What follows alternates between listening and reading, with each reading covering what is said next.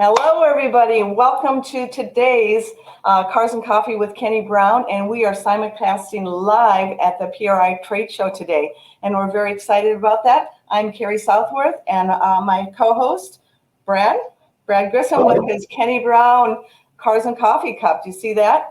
And then this is actually my Speed Therapy Academy cup. Oh, yeah, that's right. It is. That's pretty cool. Yeah. And so we're going to be doing a live exclusive access to the PRI show. And one of our special guest hosts today is Jeff Lucina. I'll add him if you can see the screen there. Oh, he just went off the screen. So there he is again. Jeff, do you hear us? Okay. I've got you guys. Okay, yay. We have you on screen. We're just going to take just one moment, Jeff, and make a couple more announcements. And again, we don't want you to miss today's program. We'd like you to invite your friends. They'll thank you for it after. Jeff is going to be walking the show, talking to some of our key vendors and everything else. It's going to be a fun show. And we also have Lance from Fox Body FX with us. I'll put him on. He's going to be interjecting, and we're going to be asking him a few questions and telling you a little bit about what we're going to be doing with him next year. Good morning. So let's go back to Jeff. He's live in this. There we go, Jeff. Okay, we have the full screen on you, Jeff. We're ready to go. All right. Well, it's great to be with Cars and Coffee and Kenny Brown Performance.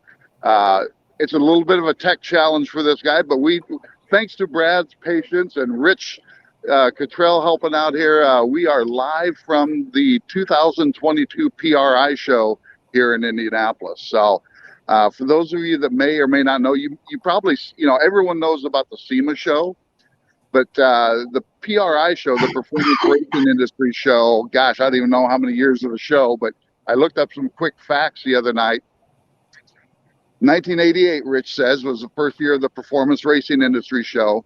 This year, 750,000 square feet here at the Indianapolis Convention Center, 3,200 booths and different booths and exhibitors from 72 different countries.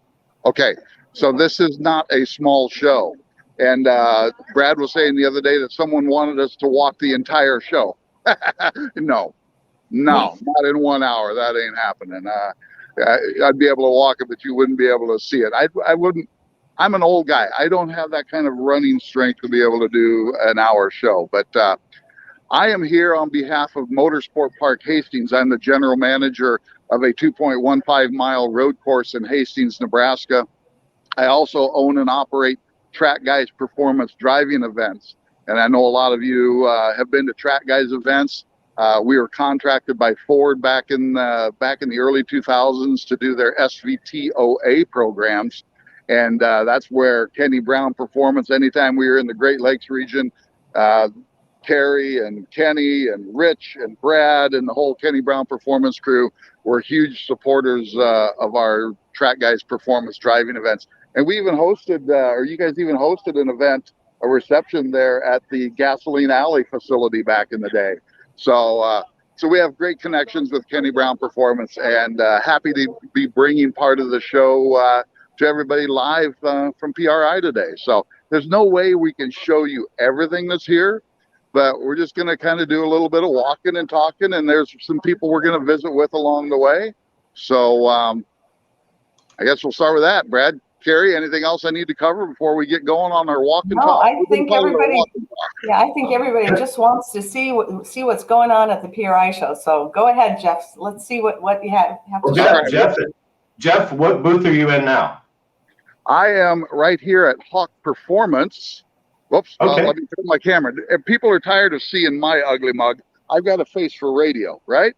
So we're going to go back to the other camera. So stand by. I have to go switch camera settings. So we're going to be doing this. Well, Jeff's doing that. If you're just joining us today, this is Cars and Coffee with Kenny Brown. We are live from the PRI show. And make sure you take just a moment to invite some of your friends. They're going to be happy that you invited them. So and don't forget, if you're watching on Facebook, be sure to give us a like or a heart-shaped wrench. Share the video with your friends. If you're viewing on YouTube, be sure to hit the thumbs up button. Don't forget to subscribe to the channel and click the bell for notifications. All right, And Jeff, it looks like Yep, and Jeff will be answering questions, or the vendors. So make sure you put your questions in the comments as we go along. And we have a great giveaway today.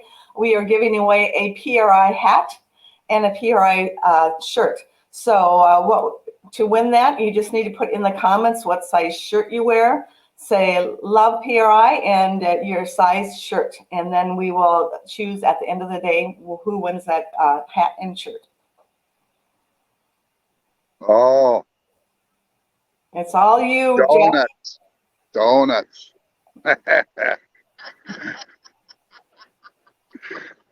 I found the donuts.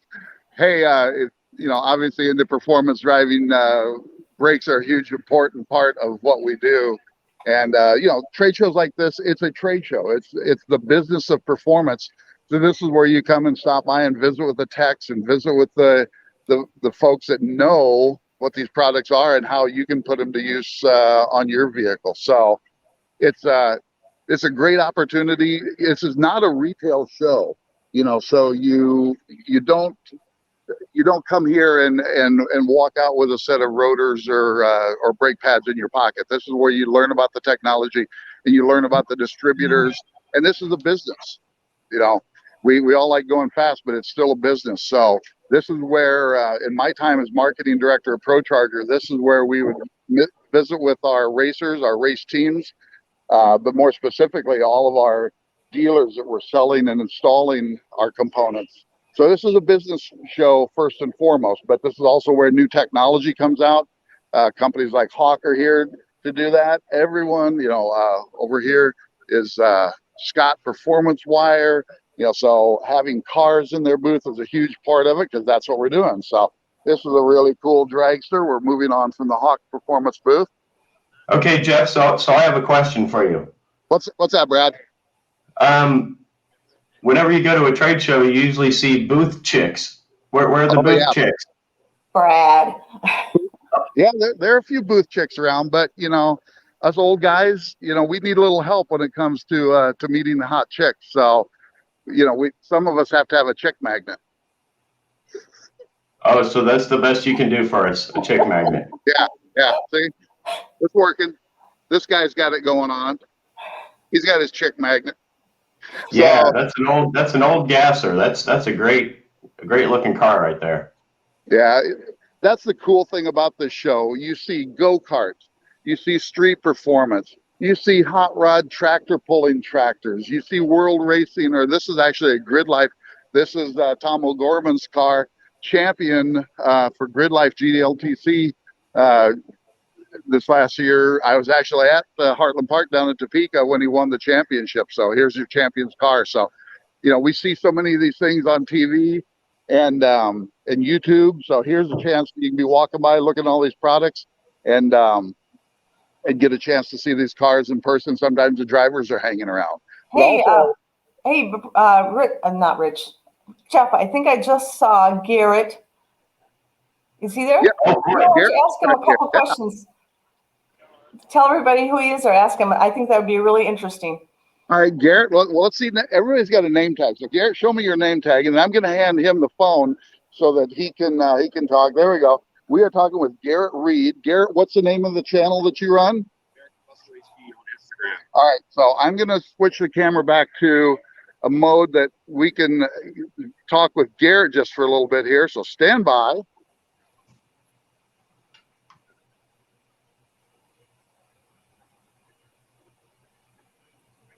Lovely. So make sure you ask him a couple of questions because, or have him monitor. Okay. Love to hear what you have to say, Garrett. I know you have an interesting channel. Tell us a little bit about it. Okay, so yeah, my page is called American Muscle HD on Instagram, and it's basically like I would call it a community, a collection of all things American-based, American motorsports-based. It's not just late model, it's not old school, it's performance diesels, it's street trucks, it's a little bit of everything. So I wanted to cast a very wide net to be able to provide a a very broad amount of content for people to come and see and, you know, take inspiration from for their builds, and just have a place everybody can come and enjoy themselves. So when did you start the channel? I started this channel almost 10 years ago when I was between a freshman and sophomore in college. Wow.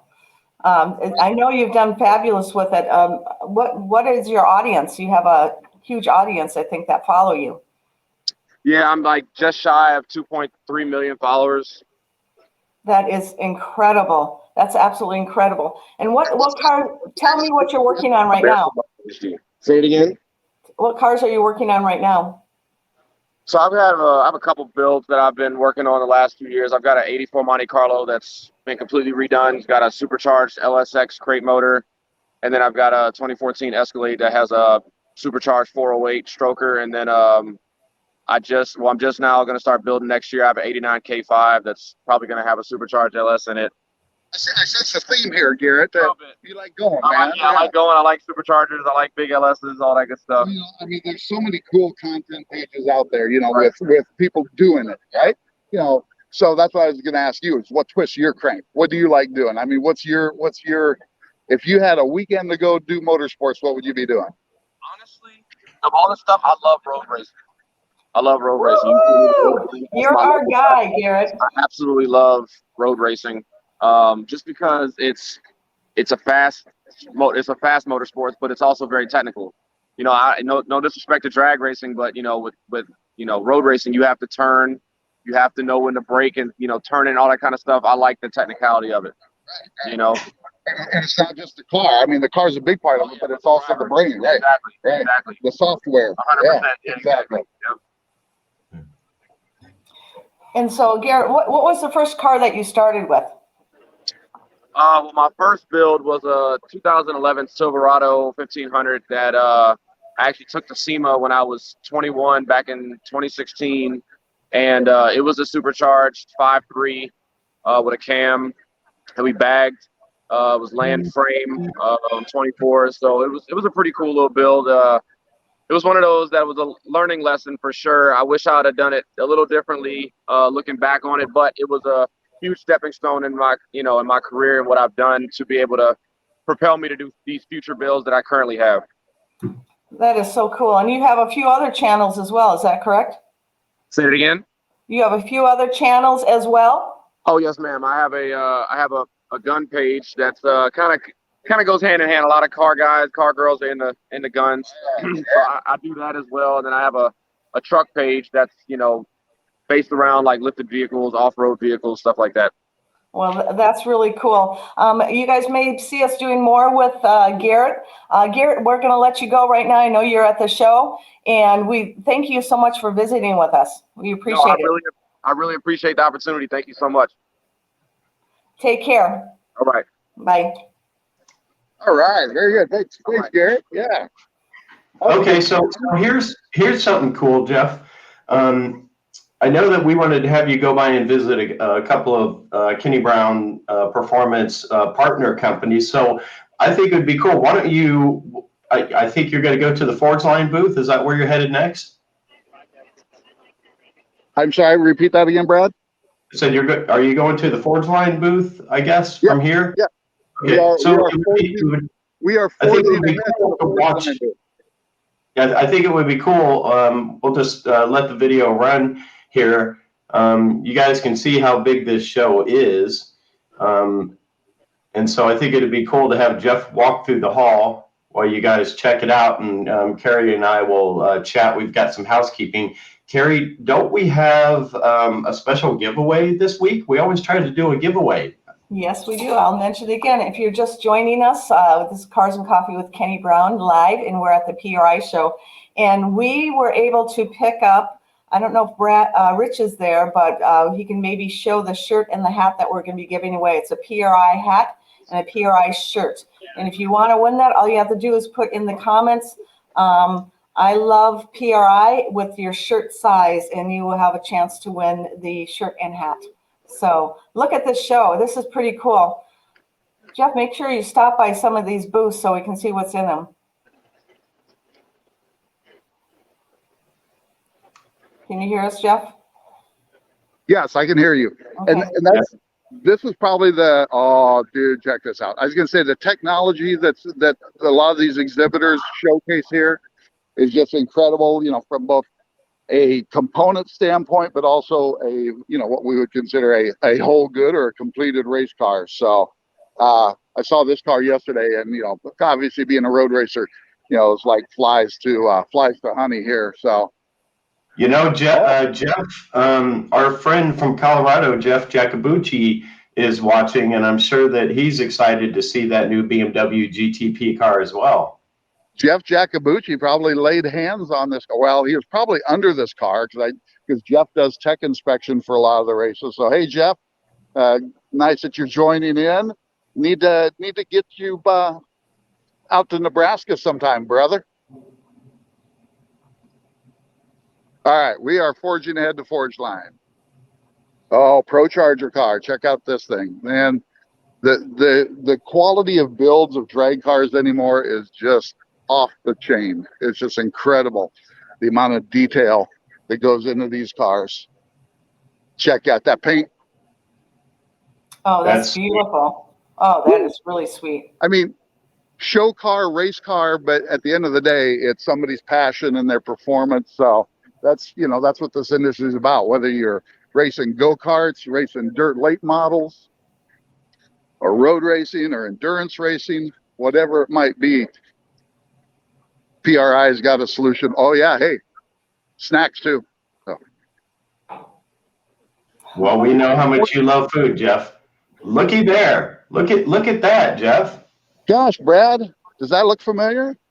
Yeah. Street Performance Optimum SP dual disc clutch. I know we stopped by and talked to our buddy Jeff yesterday. He's not able to be here today, but this is a clutch product that I think you guys use a lot of. Isn't that right, Brad?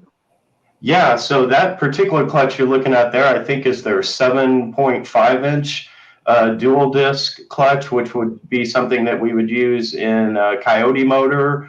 We would use that on a push rod engine. That they make that clutch for just about anything, and so that's a great clutch. It's perfect for the track. You can use it on the street. It's not too aggressive. You can get a variation of friction materials that are available for the clutch disc, so you don't have to run a purely centered iron clutch disc. You could run something that's a little bit more organic and a little bit more street friendly. You can see a good look of the dual disc setup right there. That's their 7.25-inch.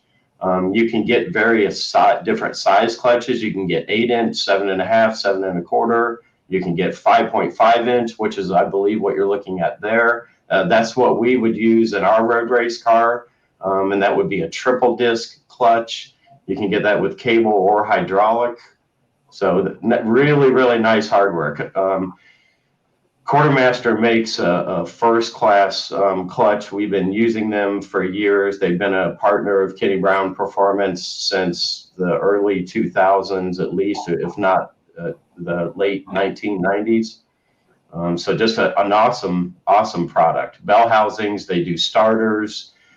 They've got a variety of different products available. Okay, cool. So let's make our way over to Forge Line. Yeah, and look at some more cool stuff.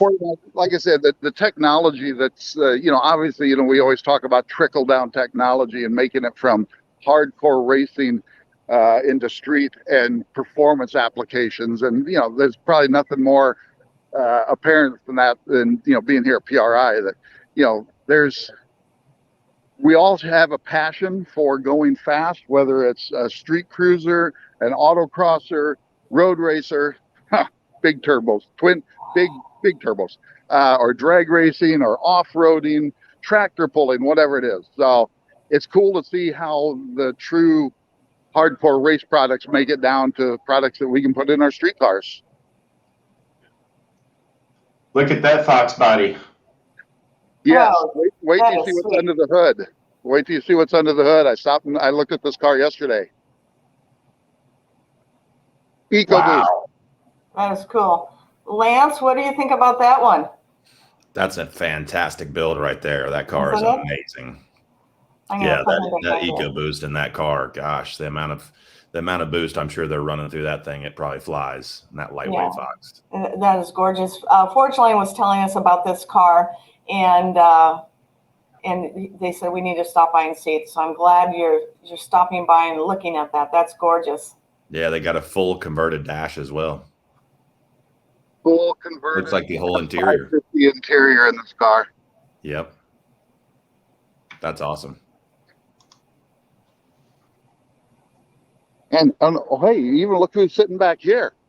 It's our buddy Rob Canan. I'm on Hey, Rob. Hey, Rob. There we go. See, and I was never on staff at a magazine, but I did a lot of freelance writing for Muscle Mustang, and of course, in my role at Pro Charger, my job was working with all the editors. So that's the other cool thing. Even though a lot of the magazines that we all grew up reading are no longer around in print format, a lot of them are in digital, but the people that created that content and helped stoke our fires and our passion, they're still around. They're in different roles. So it's old home week for even us editors being able to meet up with some of our friends. Yeah, and Rob Canan was editor of Hot Rod magazine for a few years, I believe. He was. Rob has worked on every automotive publication imaginable. Yes, Rob is what you call one of our old school diehards. I enjoy visiting with Rob any chance I get. Even when I was there in Kansas, we toured the Evel Knievel Museum in Topeka one afternoon where he had some extra time. So, yeah, Rob's a great guy, and I visited with him yesterday. So Jeff, this is a really interesting display. Yeah, I want you to focus in on that. So that's what a blank wheel looks like. That's where a wheel starts. So why don't you describe to them what we're looking at here, Jeff? Yeah, what you're seeing here is a billet blank. These are going to be a forged wheel, so it's all done under pressure. So this is the blank. This is what every forged line, or what most forged line one-piece wheels start out looking at. This is all one piece of aluminum. So there's the raw blank. Ooh, shiny. So this is the initial machining. You can see it's starting to take its shape as far as the profile of what our spokes are going to be. And then here's the finished product.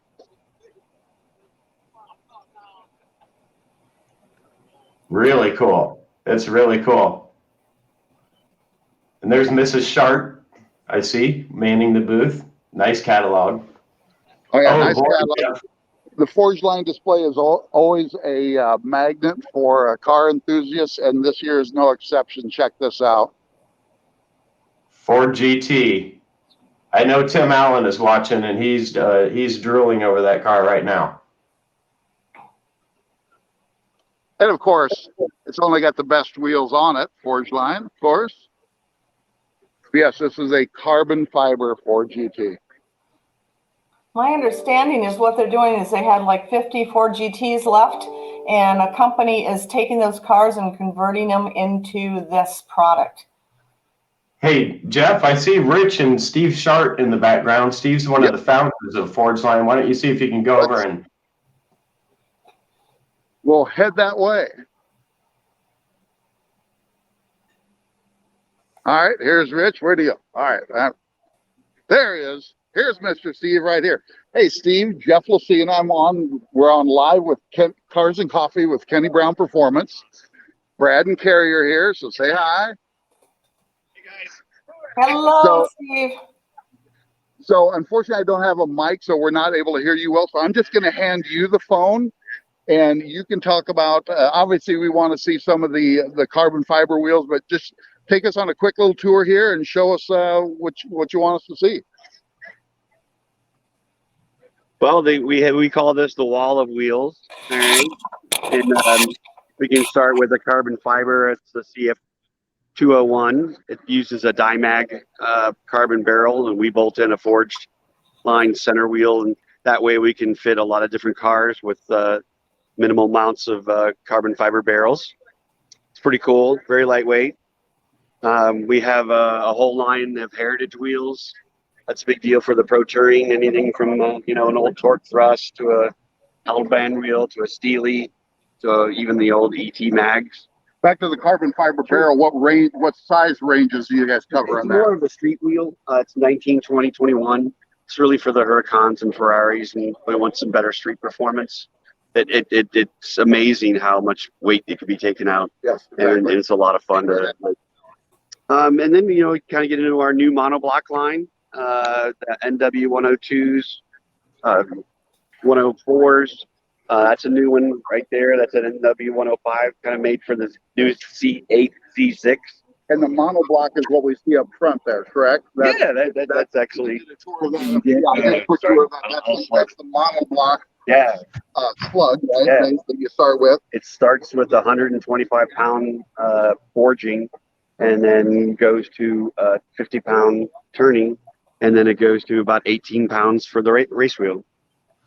And the other thing that's big on our market right now is beadlock. One of the neatest cars that we do the beadlock now is the GT 500 Mustang. We can fit an 1811 in the back. Really? And Wow. that car is a monster, and it's a great fitment. And we're now coming out with a brand new 20x5 skinny for the drag car for the GT 500. We'll be the only ones that have that. And then some of the 3-piece wheels that we do.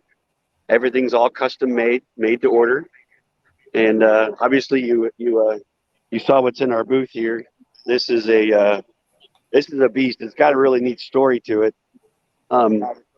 The gentleman that owns the company, GT1, found out that Multimatic and Ford had 30 unused GT Ford 2005 chassis, and he bought them. And then he went over to Maybach and bought all the molds for the carbon fiber body kit and strapped in a Rock Yates Y45 twin turbo 1500 horsepower car engine, AP brakes, Multimatic dampeners, forge line wheels, and they're looking to produce the 30 of them for an undisclosed amount of money so far. We're not sure how it's going to go. Yeah, some of these development cars, strength is so important in a wheel, especially with our performance cars today, because cars are getting heavier with all the airbags and all the tires are getting grippy. Exactly. It's amazing. A little bit about some of that testing that you guys do in developing your wheels, the amount of grip that the tires are able to generate, offset, right? That's double. So think about that. The amount of grip that our tires that we're running today has doubled from what, 5-7 years ago? Oh yeah, and it keeps getting better or worse. So what does that translate to from an axle loading, and a wheel loading standpoint? That much more grip going through your wheel, right?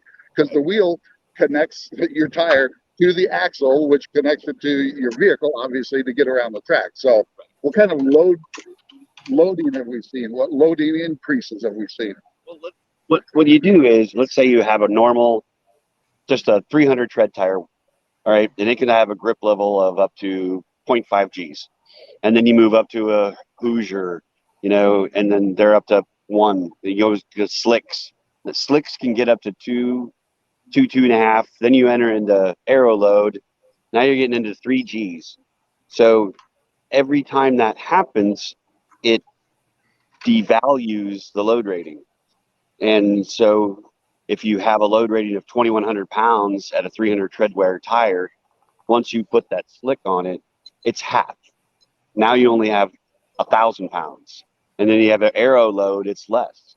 So that's how people get in trouble for underloading their wheels, when they add on the traction of the tire and aero and horsepower, right? and all that. Yeah, it's all a system, right? Yeah, So if you improve one part of the system, you need to be thinking about the other parts of the system. Right. And wheels are something, they're just a wheel, I'm going to bolt on. No, they're not just a wheel. They are an integral part of keeping you on the planet. But very good. Excellent. Cool.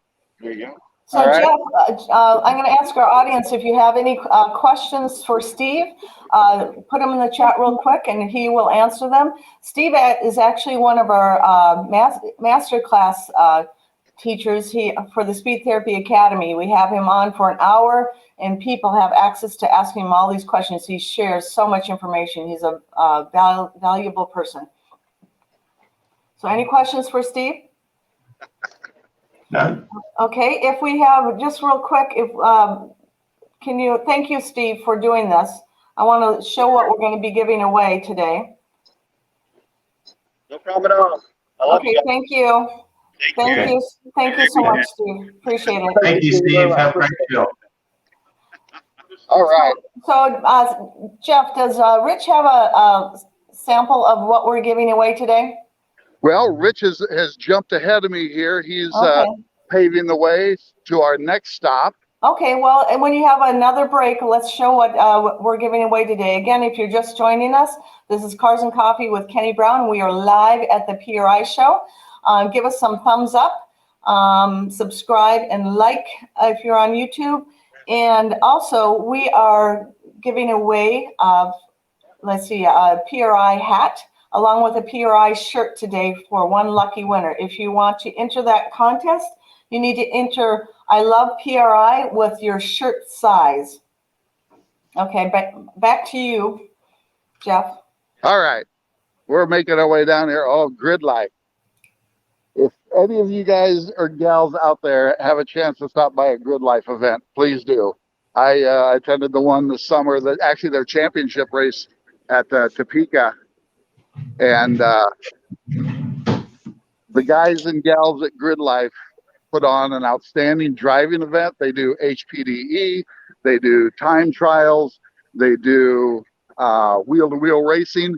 It is not your father's road racing, all right? So all of us old guys, and old guys, I'm talking over 45, we are going to feel like grandpa's there. We're going to need our walkers because they are 20s and 30s, and the energy is just infectious at a Grid Life event. So, but they do offer a time trial and HPDE, so that might be another place for you to get your track on at some of those events.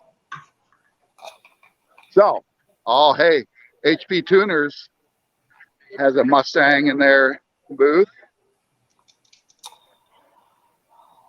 Okay, I have a question for Steve. It looks like, what does the CF wide body GT weigh? I don't know if he would know that. I'm sorry, repeat. The CF wide body GT, what does it weigh? Oh, the carbon fiber. Yeah. I can, obviously I'm not in their booth anymore, You can but stop by and I ask. don't know if I even saw a sign around it or if it's been across the scale, but if I see him, I'll, hey, Rich is here. Rich, I wanted to see what we're giving away. Which one did you want to see, Cari? The hat? Yeah, the hat and the shirt if he has it. All right. The hat and the shirt. All right. So Rich is digging into his bag of goodies. Oh, hey, look, we got PRI lanyards. That's always good. So there's our PRI hat. Very nice. American flag on the side. That's nice. Oh, and Rich has been shopping this morning already. So look at this. Check this out. So there's our PRI t-shirt. Yep, somebody's getting taken care of. And Rich, I appreciate you being here and helping me. So Rich has been a big help this morning, getting us online and getting us going. Again, just enter the comment, I love PRI with your shirt size, and you will be entered to possibly win that shirt and hat.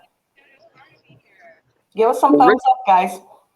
Rich just informed me that Tony is not here this morning, who we were going to talk to. I don't know if he got called away, but I stopped by and visited with him yesterday. So, but they said he's here, but he's not. Oh, I see him coming. I see him coming this way right now. There's our man. Hey, Tony. Oh, all right. Well, we are live with Cars and Coffee. Kenny Brown, Cari and Brad are back manning, but we also got people watching. So unfortunately, I don't have a handoff mic. So what I'm going to do is I'm going to give you the stick here, and you can talk about. Brad, is there anything specific you want Tony to go over? Yeah, I just wanted to, I know that they have one new product that they just came out with. I wanted to take a look at it. It was a product evolution. All right. I'm handing the phone to Tony. Go ahead and introduce yourself also. Hey everybody, Tony Gagne from HP Tuners. We're here live at PRI. Walk over here and take a look at some of our new product stuff here. Got the team here. Here we go right here. We've got the new MPV i3. I don't know if you guys can see it. I don't know if somebody want to hold that up right there. There we go. So our MPV i3, newest device. After the chip shortage, we decided to increase a better device. So we have MPV i3, a little better accelerometer, more memory, Still a robust unit. Works great with all the products we have. So we're releasing that right now. Everybody's, we got them in stock. They're ready to go, guys. Yep. You can order for our website. They're $399. The best part about this device, in my opinion, is this is an actual pro unit already. So usually you have to buy a standard or a pro, and the pro would be for your wideband input. This is already a pro, and all you have to buy with that is this right here, the ProLink. The ProLink cable is $49.99. This goes with that. So the MPVI3 and that. So an investment of $450, you have this. They're actually pro unit that you can import your wideband or an analog such as a pressure sensor or something like that. So, and as you see on the wall right here, we got our other stuff out there, TS7A, L5P products. We got our cables for our BRP. We got our stuff for our Polaris, adapter cables for that, for our side-by-side market, transmission controllers for the GM. For those who are in the tuner shops, private label information, we have tuner shop stuff right here for guys that are sending out remote tunes all the time, different colors. Put your label on, your vector image on it, sell those as well. It's phenomenal here. And obviously you can see that Joanna's got her car here. You were seeing that earlier, did on it. So lots of new product stuff out there. The MPVI3 is the primary one right now. And hey, it's the hottest thing on the market. We can't keep them in stock, but we are. We just finished another 1,500 of them out there. So they're in stock, ready to go. How do people find you, Tony? So Wow, that's hvtuners.com, you can get it from that. Let me go back to the wall here. hvtuners.com. Go right on there, and our vehicle list is on there to see if your vehicle is supported. Check it out. We have thousands of vehicles on there we support now. We're getting new ones every day added. Toyotas, we got Volkswagen, we got Jaguar.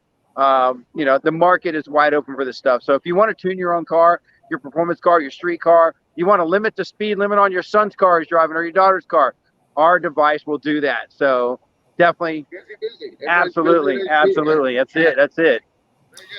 That's great. If people have seen Tony before on our Cars and Coffee show, if you're a regular, you've seen him. He's a wealth of knowledge. He's one of the top tuners, if not the top tuner in the nation. If you want to get in contact with him on tuning your vehicle, please contact Kenny Brown Performance, and we will put you in contact with him. Tony, you are also on our Speed Therapy Academy. You are one of the masterclass teachers, so it's just wonderful to see you again. Thank you, Tony, for all your help. Appreciate it. Ford bus got me tied up with the Godzilla motor. For those of you Godzilla stuff, do not forget the Godzilla stuff. So now we support the control pack as well. So if you're doing a Godzilla swap and something, we got you covered. All right. That's awesome. Yeah, the Godzilla is the hot new motor now. So What was that, Brad? I can't wait for Lance to put a Godzilla motor in one of his Fox bodies. Oh, yeah. Lance was doing a Godzilla and a Fox body. Thank you, Tony. Yeah, it's coming. It's gonna. I'm thinking it's gonna be in our '79 T-top coupe we've got. So, looking to maybe do a Godzilla twin turbo on it. So, Whoa, that yeah. sounds great. But that car right there, that blue Mustang, is driven by the girl you just saw, Joanna, that 1320 chick on Instagram. She's awesome. Her and her partner, they both race. He has a blue SN car, and she is just all about drag racing that thing. She's from Michigan. She worked for the Ford Performance Registry as well. So, what is her handle on Instagram? It's that 1320 chick. That 1320 chick. Okay. Yeah, she's amazing, and just a great person to know, and just incredibly enthusiastic about drag racing. I mean, she's doing awesome. That's a lot of people, y'all. Woo-hoo. So we did have an answer to the question. Our loyal viewer and friend Rory Merck, he says that the weight of the carbon fiber GT is 3,054 pounds. So that is extremely lightweight for just about any car. Most of the Mustangs that we race in, say, professional racing or NASA or a lot of series like that, those cars are about 2,700 pounds, to put it in perspective. So a 3,000 pound quote unquote street track car, that's really lightweight. Also, Jeff Jacobucci, who is viewing today, he says good news about the Godzilla engine with HP tuners, as that is what he is putting into his Kenny Brown short wheelbase Thunderbird. So Jeff is fortunate enough to have an original Kenny Brown short wheelbase Thunderbird that was built. The body work was done by Jeff Killian in Lincoln, Nebraska. And I'm sure that that car with that engine is going to be totally badass. I see we have the PRI pavilion. People are relaxing, taking a load off the feet. They've probably been there since 9 a.m. No access. No access. I haven't seen Dr. Jamie since the opening breakfast the other morning. He's a little busy, but I know Dr. Jamie Myers from my Pro Charger days and when he was at GM. He's now is he president PRI? Yeah, he is. He's president PRI. So Jeff, Jamie is a hot rodder himself. So it's great to see that, knowing that we're in good hands, the performance racing industry, that is. So, Jeff, can you stop and turn around and show everybody what Machinery Row looks like? Yeah, we're right on the edge of Machinery Row here. We're in the Lincoln Electric booth. So here's all of your welders, obviously. But Machinery Row is just a buzz. I'm actually holding my phone closer because they actually have equipment here operating. Crankshaft balancing.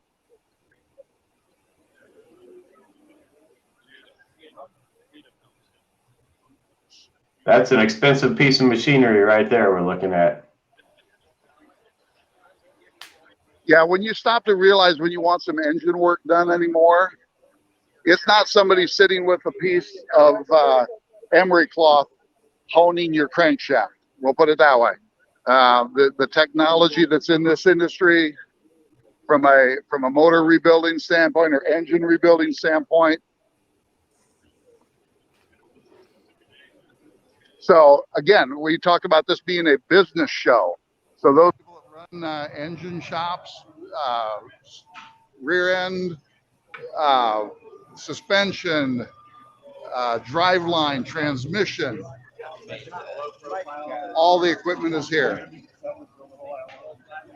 I'm always amazed at walking down the Machinery Row. I love walking down it and seeing the equipment and also smelling that you can smell the metals in the air. I'm sorry, Cari, did you ask a question? I'm having a hard time. No, I was just chatting. I don't have to repeat it because everybody else probably heard it. So. All right, so Machinery Row takes up. I'm gonna send you up in the air here. Here you go.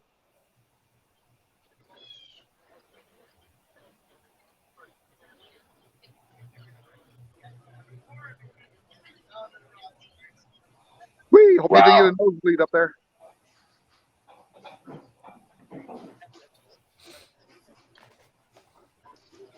All right, we're now entering the yellow hall here at the convention center. Like I mentioned, 750,000 square feet of displays. So it is a expansive show. And here's how you do live streaming, kids. Look at all this at the Speed Sport 1 booth. They just announced Ralph Shaheen, and there's Ralph right there, just announced the return of some dedicated speed programming to our networks. Yay. So I heard that there is a group that's bringing back what we used to call Speed TV.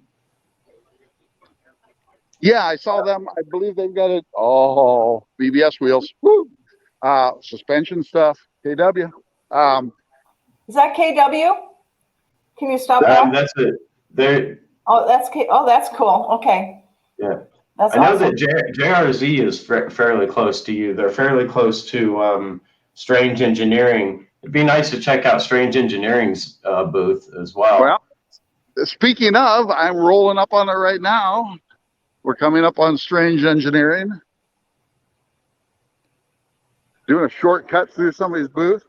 Again, while Jeff's getting there, if you would like to give us some thumbs up, please. We have a lot of people working on the show and they would appreciate some thumbs up or comments. if you like this show. And if you want to win a PRI hat and a PRI t-shirt, please put in the comments, I love PRI with your shirt size. And we'll, at the end of the show, we will be choosing a winner. Look at that, Rick. Wow. Okay. Back to you, Jeff. All right, we are here at Strange Engineering, and I see that Rich is here, and our friend JC is going to give us. We are live with Kenny Brown and Cars and Coffee. I got Cari and Brad here. Unfortunately, I don't have a mic to hand you, so I'm just going to hand you the stick here, because that way they can hear you better. But I just want to talk about what you got for our Mustang customers. And Brad, is there anything specific you'd like JC to cover? No, I just want JC to go through and give us the nickel tour, so to speak. Yeah, and also talk about the JC. How's it also. going? Go ahead. All right. Well, we're going to talk about our street floater kit. This is our assembly here. And we also do a cambered version of it where it's we're trying to walk over here and grab this piece. So on the street floater kit that we developed, it has to do with the one of the issues we addressed is the brake knockback issue. So by doing a floater kit, locks everything into place so that you don't have the pistons bouncing back and forth for that. So your pedal travel be a lot more consistent and firm. And then we did take it a step further, and we now have our cambered floater piece. So we do have these blocks that'll go in here to change your toe in, change your camber. So we can go anywhere from a 0 to a -4 degree camber. And, and it's picking up a lot of popularity on the autocross road race market. It's been very good. What are some of the advantages of going to a cambered solid axle setup? Well, with the floater kit, I mean, from a strength standpoint, the axle only sees the torsional load. It doesn't see any of the bending loads associated with a flange style axle, more traditional style axle. So when you do a floater kit, as compared to it, all the bending load is absorbed in the housing, so it stays much more rigid. Everything stays more in place. The camber adjustment, the toe-in adjustment, it basically accounts for, you can tune it to the track that you're running on. You can kind of help with your tire wear, your contact patch, and so overall it's a much better setup. Right, and the strength of having some additional load bearing rather than just the outer bearings and the C-clips. Correct. And with the floater kits, we worked in conjunction with Willwood, since Strange only offers drag racing brakes. We worked with Willwood in order to develop a kit for that. We've also worked with Bear Brake, so there are Willwood kits and Bear Brake kit options for the floater kit. So if you have a preference of one over the other, that option's there. We might have to be talking. I've got those Bear Extremes on my car, so there you go. We might have to talk. This might be a good winter project. So. We love projects. Yeah, sure. no doubt. So how's the show been for you, JC? And business in general? The show's been great. We've had a great turnout. The booth has stayed busy the whole time. It's always a great time to introduce new products, meet new people, and develop new relationships. I mean, this is the place to be. We wouldn't miss it. Excellent. Brad, Cari, anything else? Yeah, I just have a question for you, or a comment, because I know that Strange makes a lot of our shocks, and I think Kenny has a special valving that he has put in all the shocks, and so you do custom shocks, correct, for your suppliers? Yeah, and that we do. We've worked with you guys on developing the double adjustable coilover strut assembly. We do have some customized valve packaging for it, just to accommodate the applications you guys are using them for. So we do them for the Fox body, the SN97, the S197 platforms. So both the struts with the coilovers and the coilover shock assemblies. So we have plenty of options, including even just direct replacements if somebody doesn't want to get that advanced into their, upgrading the suspension. Yeah, I use the Strange double adjustable struts and rear shocks on our road race Mustang, which is an SN95, and I absolutely love the Strange product. So I was, before that, we were running Conies, and they just didn't get the job done. And so the new shocks that we got from Strange Engineering that Kenny developed, or they've built for Kenny with his specifications. We use them, we love them. They're great, particularly on the IRS car. And I think they're exclusive to Kenny Brown, so you have to buy them Yep. through the kennybrown.com website. Yep, So, they only make that shock for Kenny, so it is designed just for road racing and for open track, and so you've got to basically contact us, and we'll help you out. All right, JC, we appreciate your time, sir. All right, thanks for stopping by. There you go. See, now you get to, put the face with the name and the product. But yes, the folks at Strange, great engineering company, but even better, a company to work with and get us the products that we need for our specific applications. So, and I've a gentleman that worked with me when I was at Pro Charger is now the designer at Strange. So I've even got another connection. So, Wow, that's pretty great. cool. So Lance from Fox Buddy FX, who was with us, he mentioned that what he likes the carbon fiber wheels. What products that we're showing you, or what products would you like to see? You want us to try to go by their booth? Why don't you put it in the comments if there's something special you want to see, and we'll try to accommodate that. Jeff, what booth are you going to now? I wanted to have you stop by the not Strange, but Impact Racing. Let's see. Impact. I see Impact. I was headed towards Ford, but Yeah, let's stop at Ford first. I think Ford's a little bit closer. there's one of the SRX cars. Paul Tracy last raced this one, so fitting that it's got some black on it. Paul was the bad boy of the SRX series. So, all right. So, He was the bad boy of every series, I think. you want me to go to Ford or? Yeah, let's stop by Ford, because I might have a special guest there waiting. That's not a Ford employee. Oh, check that out. That's an expensive transmission right there. Yes, sirree, Bob. All right. I believe that's the new X-Track transmission that they're running in the NASCAR series, if I'm not mistaken. See, there's all sorts of shiny, bobbly things that you see that get your attention here. So, yeah, the company that you just walked past, Shields, they're based in Indiana, and they make the Lexan windows that we use in race cars. So Shields is based in Martinsville, Indiana, which is just about 30 minutes south of Indianapolis, Indiana. And so they make a great product. They make a product that is scratch proof, so it's perfect for use in race cars. And they always have smartly attired young ladies who are handing out information.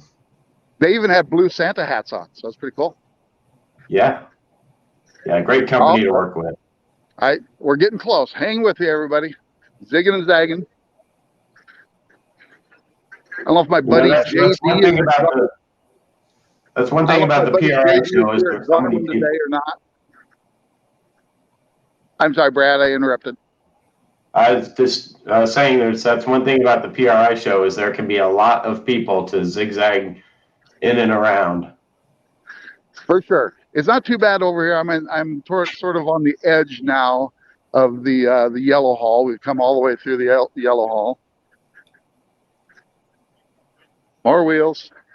Did everybody catch Leah Pruitt there? Mrs. Tony Stewart there that we just walked by? No, let's check. Huh. All right, hold on. I'm lost. I'm wandering. Here we go. I think I'm getting close to. I see him. Stand by.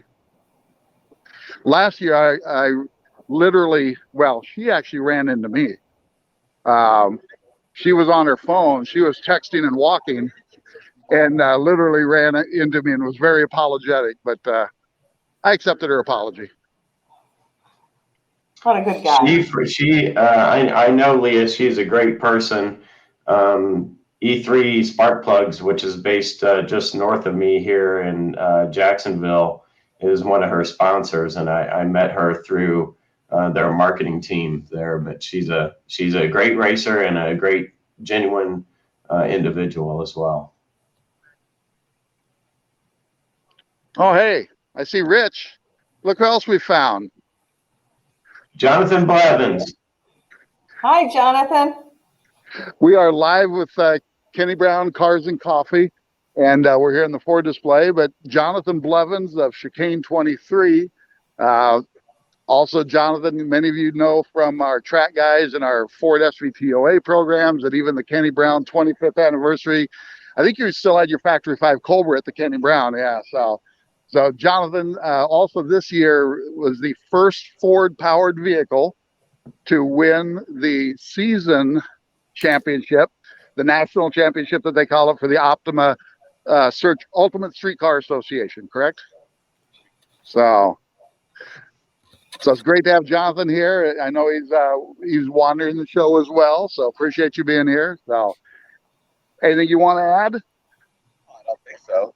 How well's on there? Unfortunately, we don't have a microphone that I can hand you. So if you talk closer to the phone, but talk about the importance of handling in what you do in the competition. Handling and tunability of the handling is vital for what we're doing. We go and transition from an autocross to the road course and back to the autocross within a weekend. And you've got to have a car that's tunable and adjustable and can get the handling dialed in for all the activities throughout a weekend. Jonathan, tell us about your relationship with Ford. Relationship with Ford. Oh, so we've had a long relationship with Ford. We actually run one of the Illuminator motors in the car. And we actually were one of the first one to get one of the new Cobra Jet intakes. This is the newest Cobra Jet intake. We were one of the first ones to get one of those, and actually the first to win a race with one of them. So, wow, congratulations! Yeah, so that was when we switched over for VIR. We switched to a naturally aspirated setup for that weekend and for the finals, just to take the weight off the nose of the car. And our longtime friend Mark Wilson actually had to head back to Detroit, but we had dinner with him the other night and made sure that he was still pulling for us grassroots Ford racers within Ford. It's challenging times for all these manufacturers as they're having to devote resources to all this electrification. But Mark assured us that there's always going to be internal combustion performance products available through Ford. So it was nice to get him cornered and set down on that. So this is the place to see that. So, all right, who else are we looking for here? I see James Lubert. I'm going to see if, well, Jonathan, you want to go see if James would have some time to talk to us real quick? We're going to just giving you a walk around here a little bit on the display. Lance or Cari, did you have any questions for Jeff in advance? No, I I think don't right now. the products they've got out there are pretty fantastic. I like that Ford Performance has continued to just step up every year because there's so many people that they love the Ford Performance products. I'm glad they're there and with a big showing. That's I think a big thing. So especially after Ford wasn't at SEMA this year, so I'm glad to see him at PRI and a lot of cool products. That's cool. Mark Wilson, who is not here, but he's been with Ford forever. And Jeff, what is he doing at Ford right now? I think he's kind of heading up a lot of things. I'm sorry, Cari, did you have a question? Yeah, I was just talking about Mark Wilson. What is his position right now? I don't know the official title. I know he's heading up a lot of things at Ford and Ford Racing. Gosh, I don't even know what his official title is now. He leads a lot of programs. He's been there, 20 some years. And his thing was, I know how to get stuff done. And that's always been my take on it. So, but I know he does a lot, obviously, on Ford Performance products, but also the vehicle personalization and taking components from like the GT350s. When the GT350 production ended, all that technology was there. So why not put it on a Mach 1 package? So, there's so much that goes on behind the scenes in producing those cars. But if the components are there, they just roll them forward. So yeah, Mark Wilson is a true performance enthusiast. He back in the day, him and I can't remember the name of the guy ran NASA with an IRS Cobra and had the Kenny Brown products on there, and they did well with it. They loved the car. But yeah, he's a true racer, true performance guy, and you don't find that a lot in a lot of the big manufacturers. So we're very fortunate to have him involved in the Ford program for performance program. Well, Some of the behind the scene things that Mark, when we had him at dinner the other night, Mark, you need to be here to defend yourself, dude. But here's their new Megazilla 7.3 crate engine. And that engine comes with a control pack, so it can be used in a resto mod application or as a replacement for a newer car as well. So, of course, Jonathan and I said, why isn't it the Godzilla? They can't trademark Godzilla. Oh, they had to trademark Megazilla, because Godzilla obviously is a creation. I don't know if it's DC Comics or where Godzilla came from, but it's not a trademarkable name, even though that was their internal name for the engine and kind of what the media gave it. So when you come to market with a product, obviously, what are you going to call it? So it couldn't be Godzilla, so it is now Megazilla. That's cool. So we have a question from a viewer, Dylan. What intake is coming on the Illuminator engine, and can you get it with the new intake? All right. Is there somebody from Ford we can get in touch with there? Are they busy? Well, was the XS Illuminator. So this is the XS Illuminator. I'm pretty sure the standard Illuminator still comes with a 2018 and up intake. And to be able to get the new Cobra Jet intake, I think you'll have to purchase it separate unless you step up to the 5.2 XS Illuminator motor. There's several people up at the counter at Ford right now, so everyone is engaged back there. So I don't know if Rich has found us anyone to talk to. And then we also have Dylan or Joe Johnson is wondering if the Mustang Dark Horse is at the show. No, Ford doesn't have any cars here at the show. If you've been here at PRI before, Ford used to have a huge display in the center. And even Jonathan's car was in there a few years ago when he was the first Ford to win his class championship. But this year, Ford downsized. They've still got a nice selection of products, and there's obviously Ford cars here. But no, the Dark Horse is not here. But we did shake Mark Wilson down the other night at dinner, and he says, "You guys will like it." So, and then he smiled and went back to his roasted Brussels sprouts. So, oh, good. So Lance, I think, has probably got his eye on that Megazilla engine. Yeah, that Illuminator's a sweet engine as well. It fits so perfectly. I think the looks. I mean, both of them are amazing. And I knew that the new Megazilla, what I think a lot of people are going to like about it is the amount of boost it's going to be able to hold. So that is a very impressive engine. I think there's going to be tons of applications on the turbo side with that.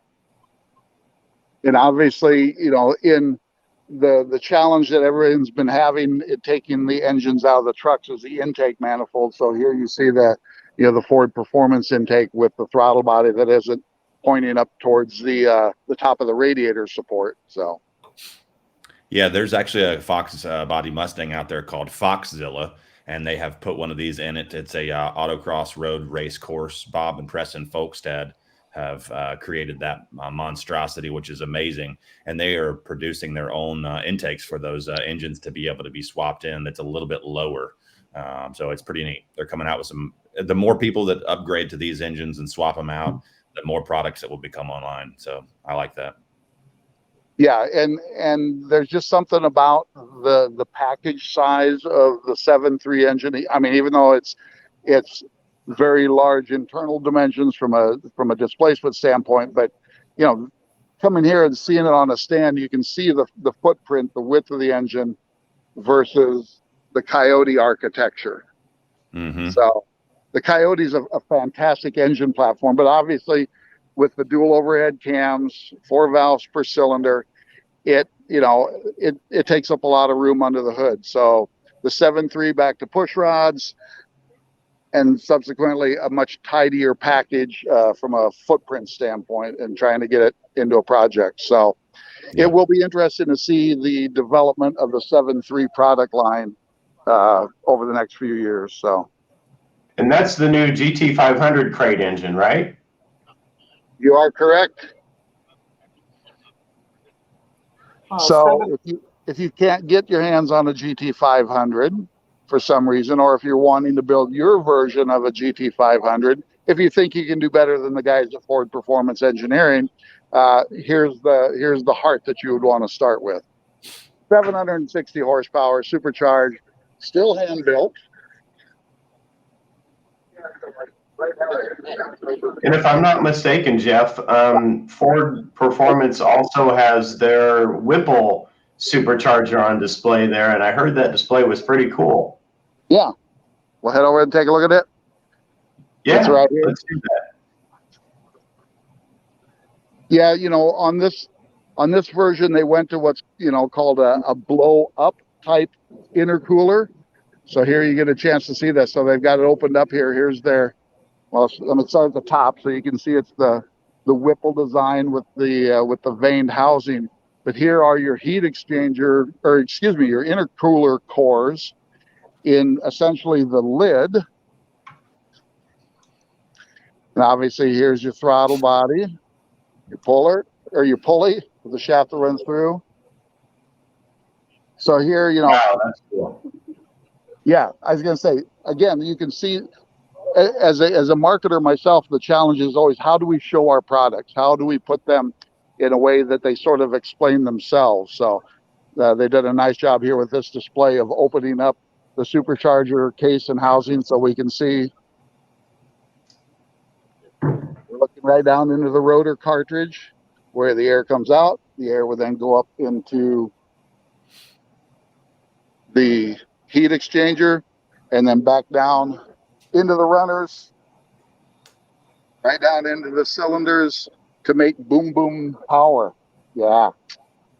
Yeah, so if you're watching and you're interested in putting a Roots style supercharger on your car, and you want to make just ungodly amounts of horsepower, that is the type of supercharger system that you want to use. Whipple is the premier manufacturer in terms of maximum horsepower with that type of a supercharger kit. Obviously, if you were going to run a centrifugal supercharger, ProCharger seems to be the way to go, but Whipple rules the world when it comes to a Roots type supercharger. So you would normally people would take the factory Eaton style supercharger off their car and they would switch to a Whipple. And with a Whipple on a Coyote, you know, you can make well north of even 1,500 horsepower with a blower kit like that. Yeah, these new highly efficient positive displacement twin screw blowers, they're now at what, up to 3 liters? Yep. Yeah, that's a 3 liter we're looking at right there, I believe. Right. Let me see here. Yep. Gen 5 3 liter Whipple supercharger. So 3 liters means more displacement than the 2.3 EcoBoost. Exactly. In the supercharger. So I think So Rory was asking if there's any major E85 advances at Ford, and so I'm not sure necessarily that they've come up with any advancements. That's probably not their wheelhouse.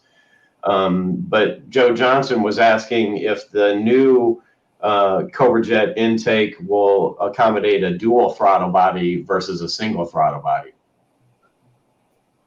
I don't believe so. I think that's it's a single throttle body on the Cobra Jet.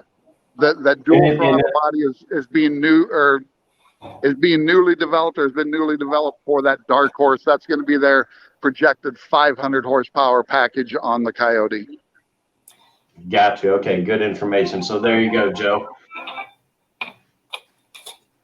So I don't think Evan Smith was going to meet us at the Ford display, and I don't think he's going to make it, Jeff. So just want to heads up on that. I haven't seen Evan wheel up yet. I'm sure it's hard for him to get through the crowd as well. So. Yeah. So we'll see if we can catch up with him, but I'd love to see what Impact Racing is looking like. All right, off to Impact Racing. Let's go. And you're going to walk right past the AIM booth, it looks like, as well. So they've always got cool technology. And if you're out there driving on a road course or autocrossing, if you have not adopted data and analytics to your program, you need to. It's never been easier to get. I mean, even if it's just a solo timer. But you know, with OBD2 and the accessibility to it, there's so much data that you can now bring into your car. And so that's similar to what you would see in some of the Ford racing vehicles. They've used AIM in a lot of the boy racer cars in the past. I don't know if they use Motec on the newer ones, but the AIM systems are great. They're cost effective. You can integrate them with cameras. You can get full CAN bus OBD2 data integration right from the vehicle computer, and so it's a perfect tool. It can be a dashboard replacement, or it can be your dedicated dash if you're building a race car from the ground up. And so the AIM product is something that Kenny Brown Performance has used a lot in the past, and we've got a lot of customers that use them as well. I see they have a nice sim rig in there.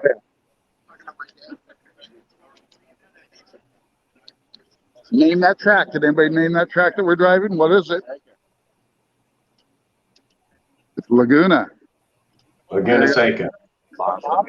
He's in a Miata at Laguna. Nice. All right. Yeah, driving sims are great draws to companies' booth, but especially when it relates to products. I mean, here you see a Solo 2 on a motorcycle. Why? Because fuel injection and all the data that fuel injection is now able to bring right to your handlebar. That's interesting. Very cool. Really cool display. Hey, do not stand next to that. Yikes. Wow. Oh, this Bronco is beautiful. Sorry, I got distracted by something shiny. Woohoo. That is beautiful. Oh, there you go. That thing is nice. Oh, dude, it is beautiful. And uncut rear fenders. So Wow. So again, we're this still walking. Yeah, this is the last call. If you want to win the PRI hat and the PRI shirt, place in the comments, I love PRI, and your shirt size. And we will, actually, Jeff, you're going to be telling us who wins. So at the end of the show. And I know I get to tell people who wins. Yep. All right. Yep. All right. Oh, hey, here's Impact. Looks like you lost Rich somewhere along the way. Well, I think he might have gone ahead here. We'll see if I see him. I don't see Rich hanging out. But that's the other thing, guys and gals. If you're out here driving and enjoying your car on a track, there is absolutely no, zero, none, nada excuse not to have a good helmet, a good head and neck restraint device, and even a good suit. It can happen. We drive cars with fuel, oil, whether it's an injector that might blow out and start an engine on, or a fire on top of the engine, or a fuel line that ruptures, or an injector fitting that blows, that cracks. There's no excuse not to be wearing as much safety products as possible. So yeah, that's a really cool display. Pan to your right a little bit. I see we have Antron Brown up there. That's Kenny Brown's nephew. Oh yeah, they always teased each other about being related, and that they were. I think it was nephew, wasn't it? Oh look, there's right Ben now. O'Connor. We are live with Kenny Brown Cars and Coffee. I've got Cari and Brad and all everybody from the Kenny Brown Speed Therapy watching. So we are here with Ben. I'll get the name tag, that way everybody knows who we're talking with. Ben O'Connor with Impact. Ben, how long have you been hanging around the performance industry? Yeah, it's been it'll be 39 years. 39 years. You're not year. that old, dude. None of us are that old. I appreciate that. I really do. But yeah. Well, unfortunately, I don't have a microphone to hand you, so I'm just going to give you. I'm just going to give you the camera. Oh yeah. All right. And we are live, like I said. So, what would be a good base setup for someone doing performance driving, HPDE, driving schools in a modified vehicle? Where would you want to see them start? So if like a real true entry level type program. Let's say you're doing something weekends or not even weekends, you're once a month, a couple times a year. You're on a budget just starting out.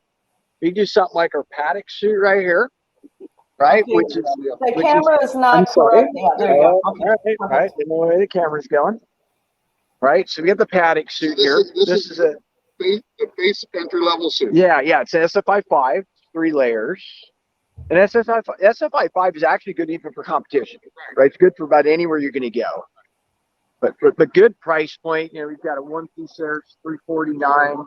All right, that's a one-piece suit, guys. 3-layer SFI 5. Yeah, SFI 5. And most races don't require what's the other rating? The SFI. They're like 15s and 20s, Right, and things like that. So these suits really you'd be able to compete almost anywhere in the world, really. Exactly. You know, with this suit. Yeah. $349 for one piece. Exactly. Yeah, for sure. So they just want something maybe a little bit more comfortable, a little bit thinner, a little bit better breathability. We've got our Axis suit, right? Also an SFI 5. And you've got a little plusher liner there, as Jeff's showing you right there. All right. We've got some stretch gussets in the back of the suit to kind of show you, all right, which I'm sorry, in the shoulders here, right? So the arms, a little bit more flexibility in the arms, a little bit better mobility. Big guys. Yeah. Guys. And, you know, we're on the road course there, we're turning the wheel a little bit more than maybe, you know, drag racers, something like that. So that's important, right? Just good breathability. That suit there, $529. And that's it's an aramid fabric suit, right? So it's true FR rated. It's not a treated suit. You can't wash out the treatment anything accidentally or something like that. Right, because there are treated suits that have a chemical treatment on it, right. And over time and over grease and sweat and age, that protection sort of wears off the surface, right? So you want the protection that's built into the material. Exactly. So right, exactly. Yeah, either in terms of in the form of either the Aramid or Nomex, which is just a brand usually of Aramid fibers. Yeah. How about helmets? Yeah, like at my track, you know, there at Hastings, I require everyone to wear an SA. Actually, this year we out of SA 15 this year. I think we're now going to be SA 20 going forward, and then the next one will be SA 25 coming, hopefully in 25 or 26. So what's a good entry level helmet for our drivers? So we're going to look at our 1320. Let me see here. There's one right here. Right. So the 1320. This is an air version, and we have a non-air version. Typically, in road race, you're going to go with the non-air version. You don't need that forced air. You could do it. It is actually very comfortable. We have people do that on road course. Right. You know, you typically in a road car, now maybe not so common, but you know, in professional racing, they may run that. But like I said, we offer the helmet in both. I just don't have to be standing right in front of it. I don't want to move the camera around too much. Looking for it. I think that one down there on the bottom, I think is it. There's one right here. And we have a close affiliation with Impact. And as you know, Ben has been on our Cars and Coffee. And again, he is one of our Speed Therapy Academy Masterclass experts. So we love Ben and all that he shares. So this helmet here, it's a fiberglass construction. It is rated SA 2020. It's a full face helmet. And again, talk a little bit about the eye port size on road racing. Yeah, so we have in our line of helmets, you've got 3 different eye port shapes. 2 of them are the same shape, but they vary in the height of the port, right? The width is the same on both. They have really good peripheral vision in either one of them, but it's the height. So this helmet, the 1320, our draft series, we call it taller eye port, a larger eye port. And depending on what you're doing, it's really a personal preference. Some people like to have a lot of visuals. They like to have that feedback come in. Some people not so much. They want to be more focused directly in front of them. But depending on what you're doing, if you're a little claustrophobic, the larger shield can really help that a lot. I wear sunglasses. I put my helmet on and I put my sunglasses in. So the wider eye port lets me get my sunglasses under my helmet that I can flip down my visor. Also talk about the adoption now of the head and neck restraint anchors. Yeah, so starting in 2015, the SA 2015 standard, they made it mandatory to meet that standard. The helmet has to have built into it the anchor. So the threaded insert's already in the helmet, so you don't have to modify it. So that you can take your any of the popular FHRs that are on the market and simply bolt the hardware to it. They all use a common threaded M6 fastener, right? And so you can bolt it up. You don't have to worry about getting in the right location. I'm like you. I'm one of the older guys. When they first came out, all right, grab your helmet and a drill bit. Yeah, And, you know, exactly. but you know Right. that Those days are over. those days are over, because we were actually introducing a stress fracture into the helmet shell by drilling into it. It's not necessary so And much not that is the fracture. placement thing really was, you know, it's critical where the placement is for the device to work properly, right? So if you get it too high, too low, now you don't have to worry about that. It's in the right location. All the manufacturers of the FHRs and the helmets will come on a standard of that, so everything is in correct alignment. The dust skirt, or in the case of fire as well, it is an FR rated skirt. Is this an FR or is this Yeah, just a dust yeah, one? that's an FR.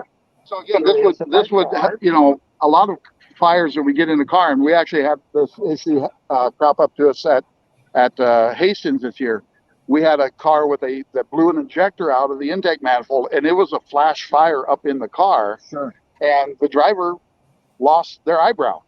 Yeah. I mean, they had a full face helmet. Unfortunately, the visor was up, and the flash fire took their eyebrow right off. Yeah. You know, it was just a fire like that, but it was gone. So it's important. So this would also prevent the flash fire from coming up under your helmet, right? Right, for sure.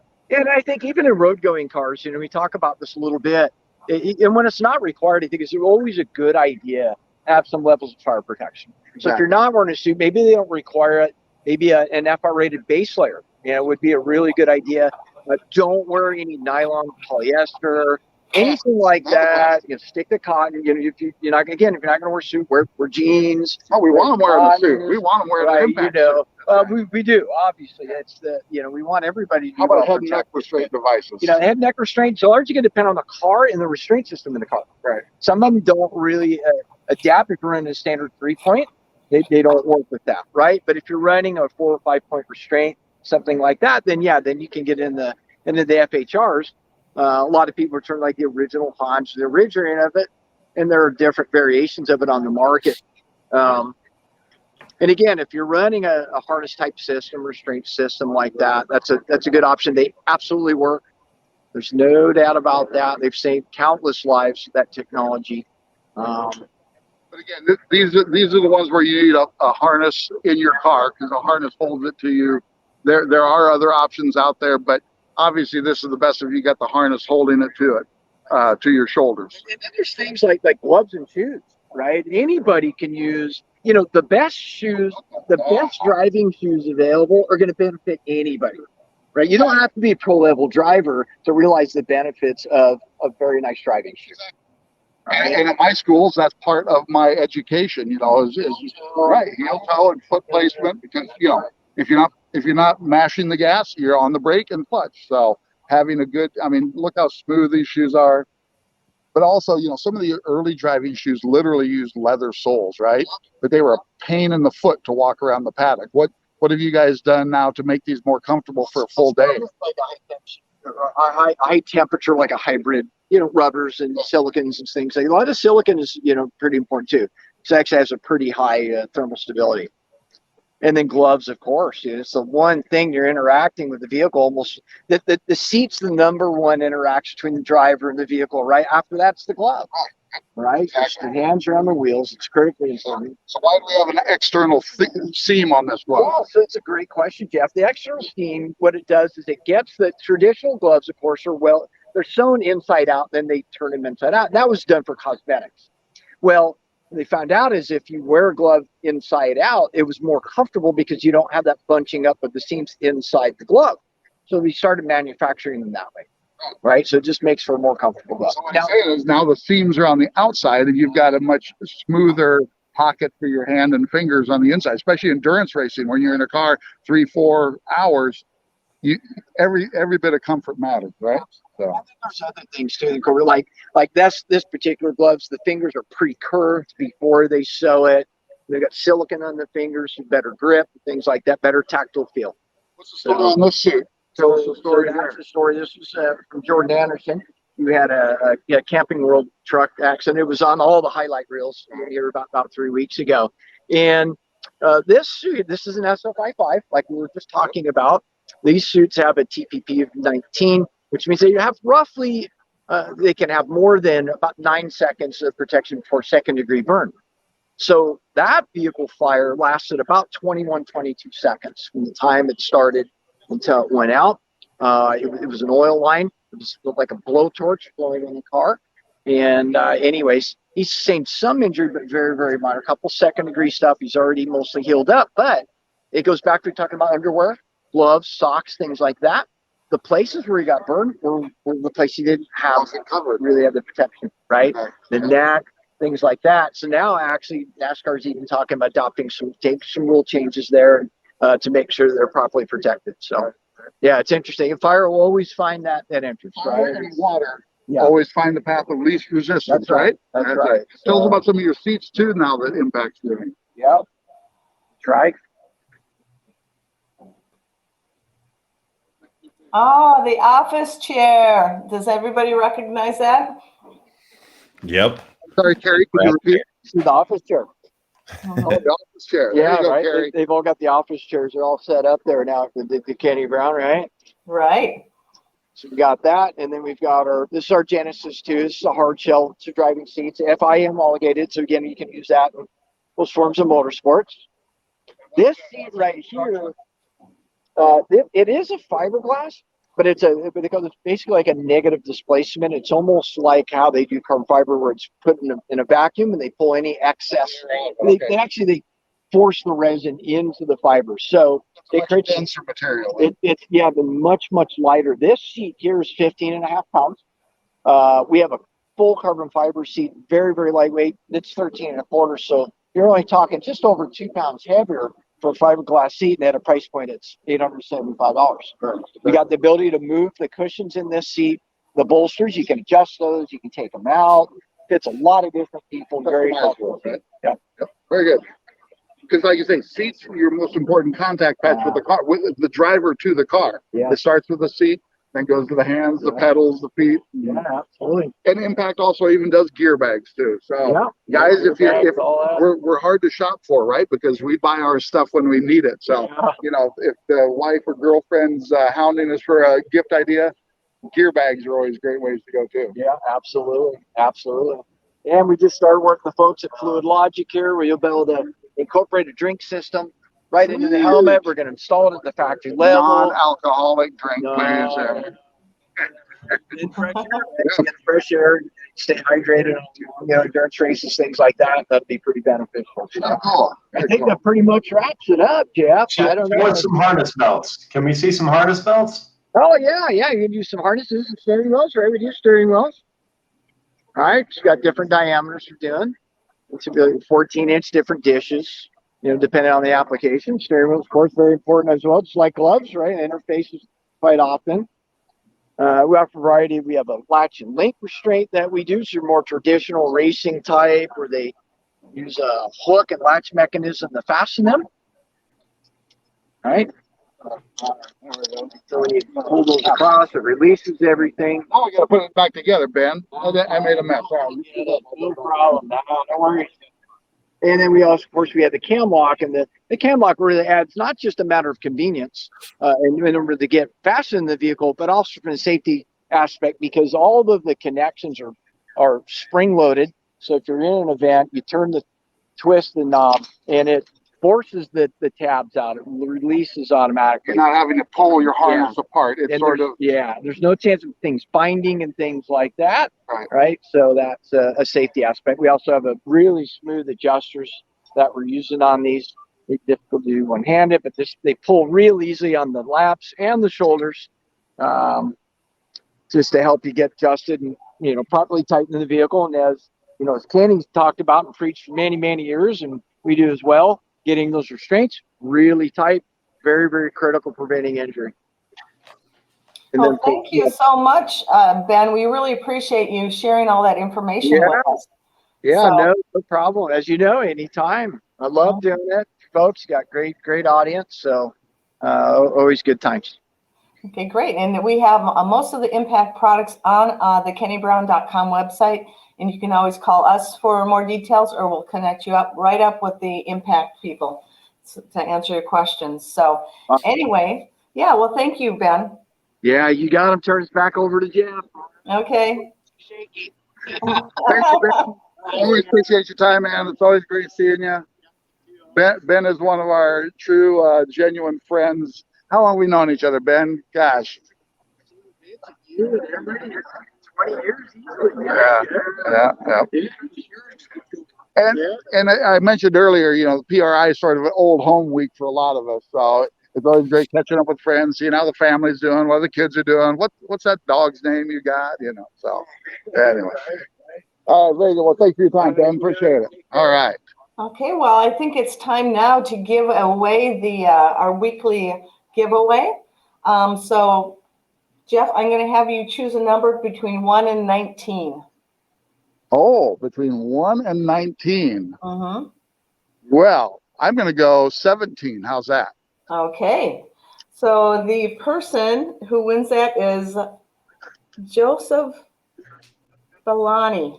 Joseph Bellani, if you're still here, what you need to do is send us, put in the comments your size of your shirt, and then we need to have that right away. And if we don't hear from you, we will choose somebody else.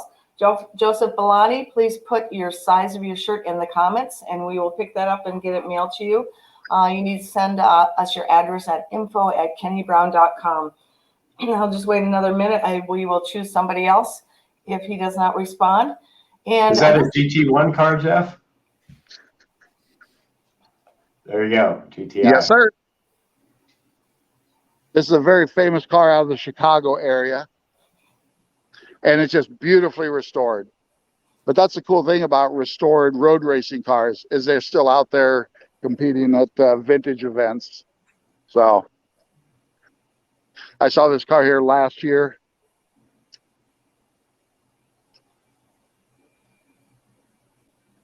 Wow. It's been around.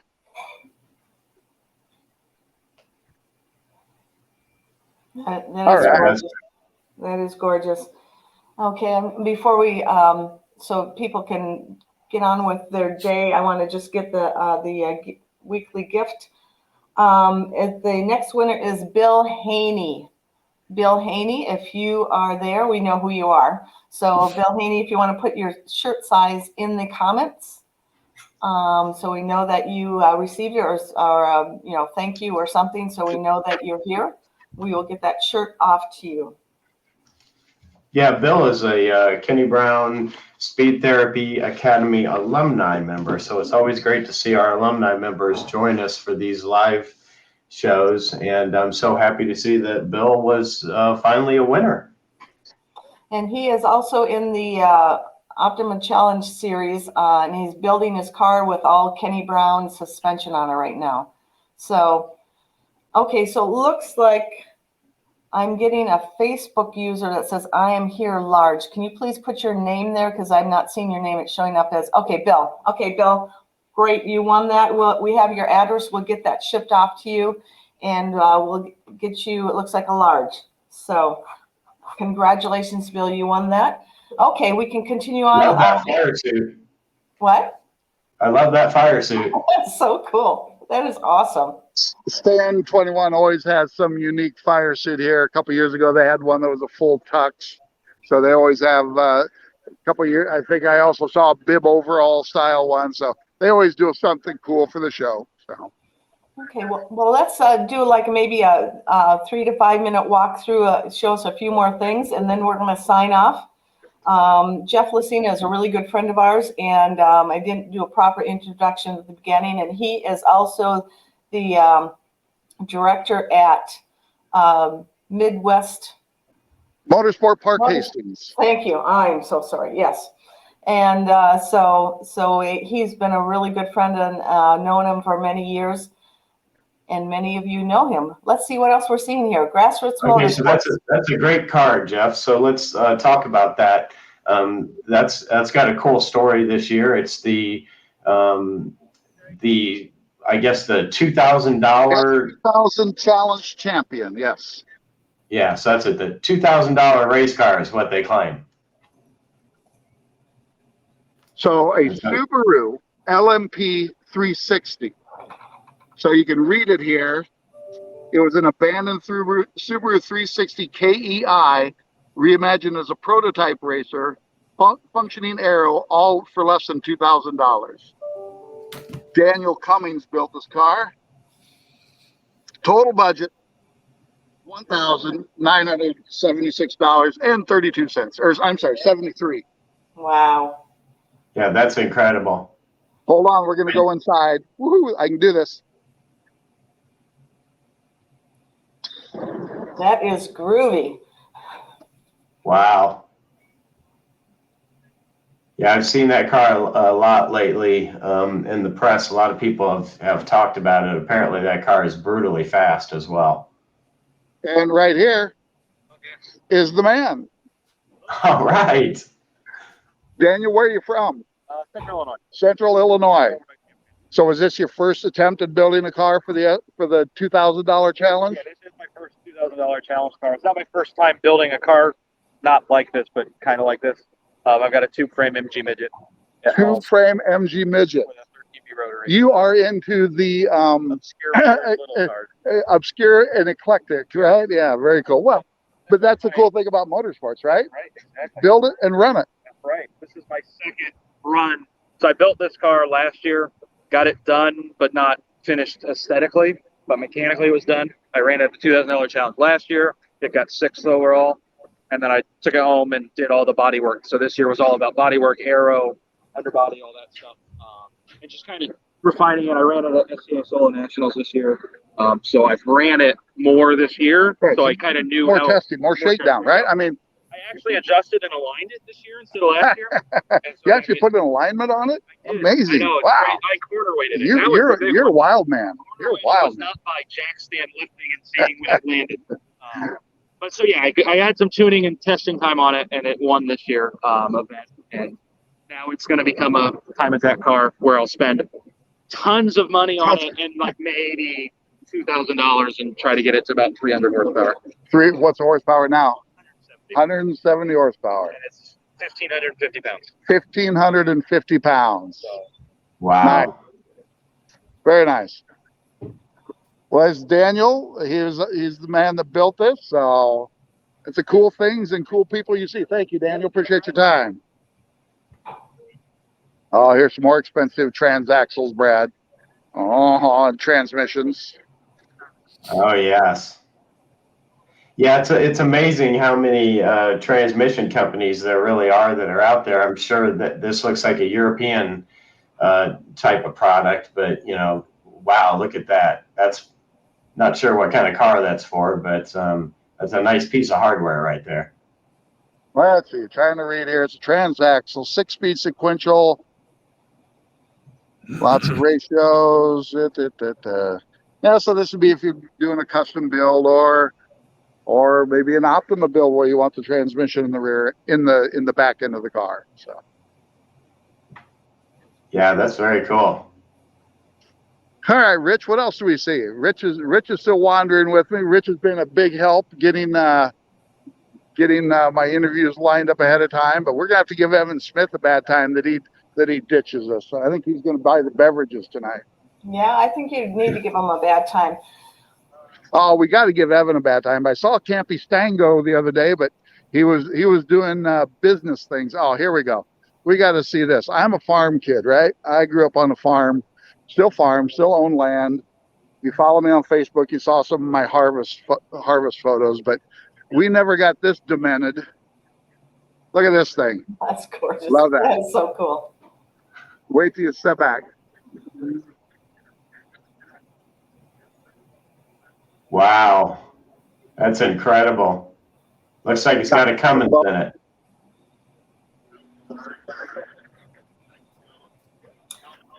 So we're going to be ending the show shortly. So if you're enjoying this, give us a thumbs up or a yes that if you want us to do this again, maybe we can do it at SEMA or PRI again next year. So let us know if you like the job that Jeff did.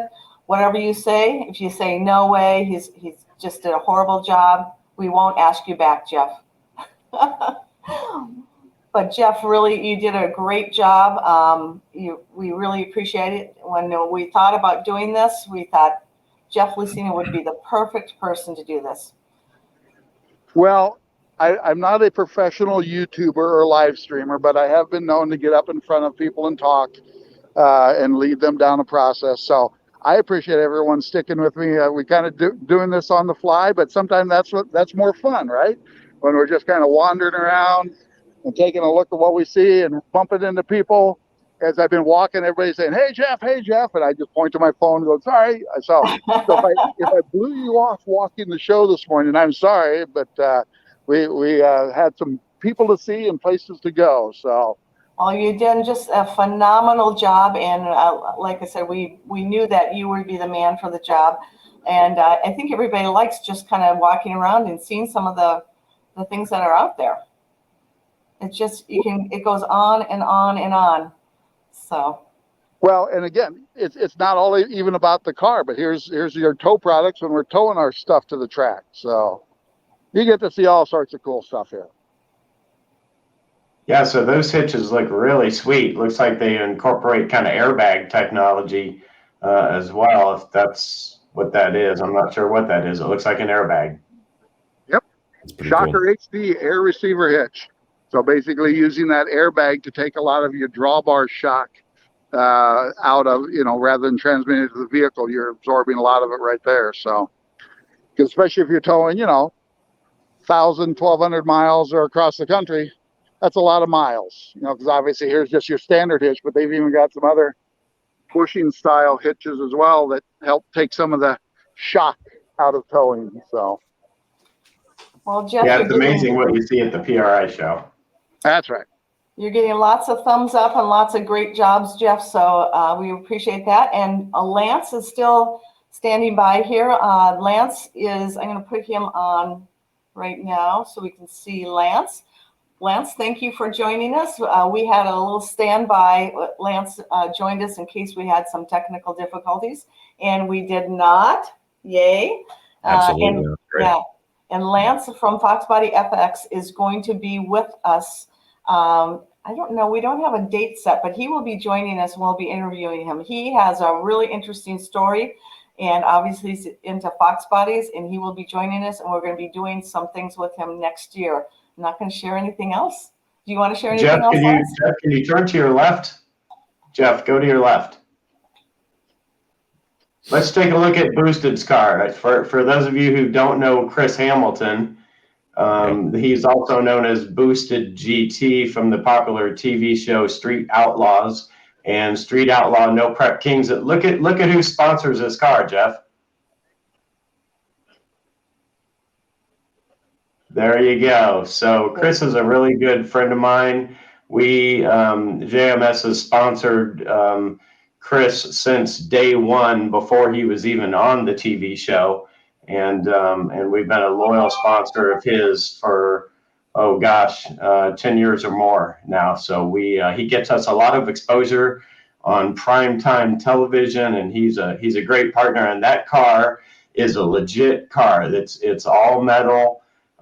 He's probably got small tires on it right now. He's been running small tire on that car for quite some time. It makes a ton of horsepower, and that's it. Chris is an engineer for an aerospace company. I won't mention which one, but he is a legitimate engineer, and he's built that car himself. It has won him hundreds of thousands of dollars in prize money, sometimes $40,000-$50,000 in a hit.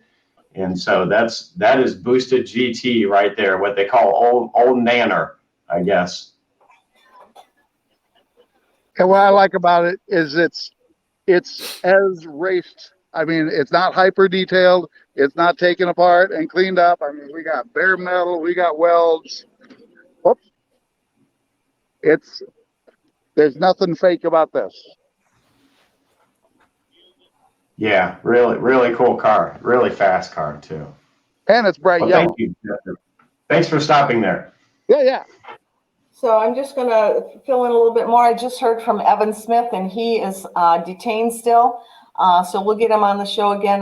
If you're a loyal follower of ours, we've had him on the show before, entertaining us. So he will be joining us later. And if you need to go, we'll probably continue on a little bit more if people want us to. But just want to let you know we appreciate you being here. And the replay will be on, well, you should be able to see on Facebook right away and on the Kenny Brown Performance YouTube channel. And remember to like and subscribe, and you will be notified, and click the little bell and you'll be notified when we are live. We are going to have one more Cars and Coffee show before the end of the year, and that will be next Saturday at 10 a.m. Eastern Standard Time. So we look forward to having you there. We're working on a little bit of a program. We're probably going to do some memorabilia, show off some more of our apparel, and we will have one special guest on. So we will see you next Thursday or next Saturday, and we'll be wishing you a happy holiday at that point. So hopefully we'll see you then. Jeff, if you want to go on for just a little bit more, will people want to hang on, they can. Otherwise, we will see you next Saturday at 10 a.m. Eastern Standard Time. So what are we looking at here, Jeff? Checkered flag. I thought we were wrapping up, so I stopped by Flagtronics here and got the checkered flag on the session. So. Well, that's great. I think that is a perfect time to wrap up. So yeah. These folks do the digital light boards and displays at some tracks, including one that I'm involved with that we are looking at because they help inform our drivers. They take load off our worker crew when they can be responding to an incident, and rather than standing there holding the flag, they've got a digital flag board. Go ahead, guys, give me a yellow flag out here. On this one, there's the controller, so yellow flag, standing yellow, full course yellow. So I'm just hitting these guys on the fly. I was just walking by, so these light boards are just incredible. There's your waving yellow. Debris flag on that one is this, or there's our debris flag. So this is part of the technology that us as racetrack operators are looking at to make our facility, well, maintaining safety obviously is number one, but also being more efficient and protecting the workers that we do have. We face the same thing that a lot of other facilities and businesses do, is worker shortage. So this helps ease the workload on our workers by having some of this type of technology. So as you go to more and more tracks around the country, you're going to see a lot more technology being rolled out. So, and even Champ Car at their races, they carry the system with them.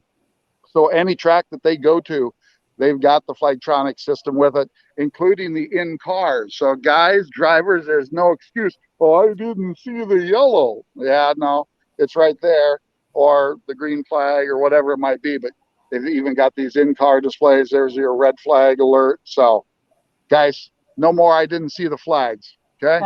That's cool. Once you have them show us checker flag, and we'll sign off for the day. Checker flag once more for us, please, gentlemen.